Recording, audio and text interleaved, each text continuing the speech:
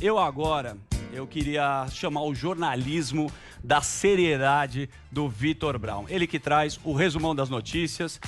E eu vou te falar, cara, eu tenho muito orgulho de você, porque as pessoas não sabem, mas eu preciso enaltecer esta pessoa, porque começou aqui colando adesivo. Até que Zé Pereira, o líder máximo da emissora de jornalismo, falou: você precisa brilhar.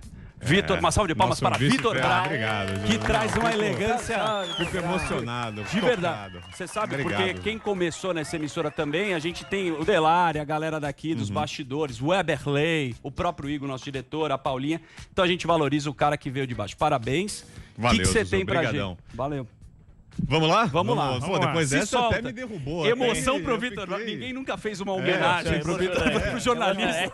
Foi quase um arquivo confidencial. Você acha que o cara chega pro... Ninguém nunca fez isso pra mim. Ninguém chega pro William Bonner e fala: William Bonner agora, arquivo confidencial. Não tem isso, mas aqui a gente faz. faz. Eu me senti quase no Faustão, no arquivo confidencial. Pra mim foi o equivalente. Já. Você merece. O que temos de seriedade e jornalismo? Vai lá. Vamos começar com o Datafolha. Hoje saíram uns números da popularidade do Bolsonaro, do Datafolha. Foi uma boa notícia para o presidente. Bateu recorde a aprovação do presidente Bolsonaro. Ele chegou agora a 37% de avaliação ótima ou boa. A pesquisa anterior era de junho, dava para ele 32% dos entrevistados dizendo que o governo é ótimo ou bom. Agora isso subiu, de 32% passou para 37%, maior índice desde que começou o governo, nesses 19 meses. E, por outro lado, o que chama mais atenção é que a reprovação, a rejeição ao governo caiu muito. Foram 10 pontos percentuais a menos na comparação da pesquisa de junho com essa que foi divulgada hoje. Estava em 44%, 44% diziam que o governo era ruim ou péssimo, agora 34%. Então, se você fizer a comparação, o ótimo ou bom já ultrapassou o ruim ou péssimo. São 37% para o ótimo ou bom, 34% para o ruim ou péssimo, e o regular também caiu. Eram 27%, caiu agora para 23%. Daí todo mundo se pergunta por que isso, qual é o motivo. O que todo mundo está dizendo... Do auxílio. Do auxílio. Do auxílio, claro. O auxílio emergencial, R$600, né? Porque coincidiu, né? O período coincide com isso e coincide também com a mudança de postura dele. Porque de junho para cá, Bolsonaro mudou um pouco o perfil.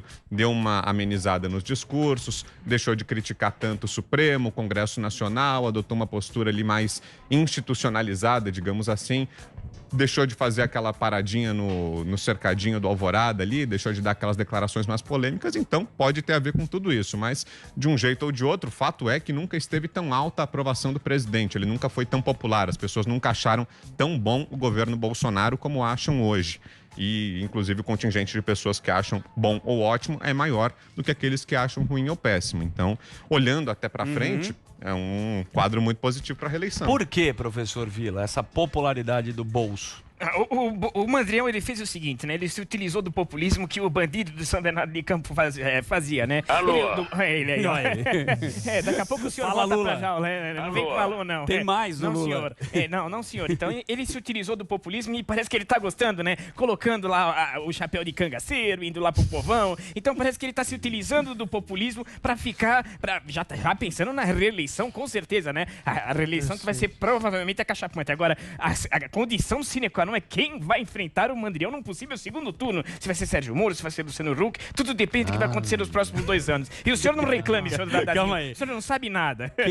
Quem, Dadá, você Não, que tem nariz por nariz eu fico com o dele, pelo amor de Deus. Não. Você acha que o Luciano o Huck meu é o não maior tem da emissora. competência pra Não, assumir? você viu que ele já tá grisalho? Agora ele corta um dedo e põe a mulher pra vender na Grande Avon Dadazinho, natural. grande abraço. Né? Mas o que preocupa muito o mercado, ontem teve a live do Bolsonaro, né? No Pingos, Vitor, e inclusive o Pingos transmite com comentários, Fizemos perguntas, entrevistamos o o presidente. Vitor é o BFF do Bolsoca.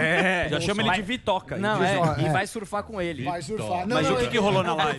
Não, o que aconteceu? Ele admitiu a possibilidade de furar o teto de gastos. Ele falou, isso é bom, não sei o que lá. O que a gente sabe? Até ontem a gente entrevistou Dudu Bolsonaro e existe lá uma ala do governo, que é a ala militar, que quer gastar mais. Então o Braga Neto, o Marinho querem gastar mais. O Estado mais presente, o Estado maior, estatizar, que é mais ou menos o que o PT fez. Aí existe a aula do Paulo Guedes, que é dos economistas. Eu gosto mais, são mais técnicos, que falam o seguinte: ó, esse negócio é loucura de Estado maior. A gente tem que diminuir o Estado, tem que privatizar, tem que desburocratizar, tem que fazer reformas. Até anteontem, teve um mal-estar. Bolsonaro falou, não está, o teto de gastos não está em questão. E ontem ele voltou atrás. Então, a gente teve duas saídas essa semana, do Salim Matar e do Paulo Webel. Então, eu fico muito preocupado, porque se a gente furar o teto de gastos, vai dar recessão. Lembrando que isso aconteceu lá em 2012 a 2016, só que, por um lado, isso aumenta o populismo, porque no curto prazo todo mundo fica feliz, mas é a duras penas. Então, eu espero aí que o presidente ouça o posto Ipiranga sobre economia. Quando o assunto é militar, você ouve o militar. Quando é economia, você ouve o economista. Mas o que é o grande medo meu e do mercado é que o Paulo Guedes abandone o barco. Eu não sei se você tem mais informações. Então, tem uma treta do Paulo Guedes, né? Não foi com o Matar? Isso, o Paulo Guedes, no dia da demissão do Salim Matar e do Paulo Webel, ele alertou para o risco de impeachment. Falou, olha, se o presidente continuar dando ouvidos a essas pessoas que falam em furar teto e tudo mais, ele corre risco até de impeachment. Foi o que aconteceu com a Dilma. Ela foi empichada por crime fiscal, né? Mas existe aquela tentativa de estado de calamidade por mais um ano, né? Então, quando você declara estado de calamidade, que é o que a gente tem esse ano, você não precisa respeitar o teto. Então, tem duas alternativas. Pode não ter lei de responsabilidade fiscal se você conseguir ultrapassar o estado de calamidade para o ano que vem. Muito perigoso isso. É sedutor para qualquer governante, porque aumenta o populismo, mas isso aconteceu não só na época do PT. Países que foram muito fundo, Cuba, Venezuela, foram nesse caminho, Bolívia, é temeroso. Então, o Bolsonaro, que não é um técnico em economia, quando ele ouve o Paulo Guedes, o mercado gosta. Quando ele tenta convencer o mercado, que é a palavra que ele usou ontem, é perigosíssimo. E essa pesquisa reagiu aí, né? Como hoje? Não, já tinha... A bolsa. Não, ontem caiu por conta disso. Por causa disso, O mundo inteiro subindo, bolsas mundiais subindo, e aqui caiu, hoje está em leve alta. Também aconteceu isso na segunda-feira com a debandada, na terça, por conta da debandada de segunda-feira. E a pesquisa mostra justamente isso, né, Zuzu? Porque o Datafolha faz a divisão por regiões e por classe social. E aí aumentou a popularidade justamente no Nordeste e entre pessoas de baixa renda. No Nordeste, que é a região com renda mais baixa per capita, e entre as pessoas de baixa renda. Então, possivelmente tem um impacto do auxílio.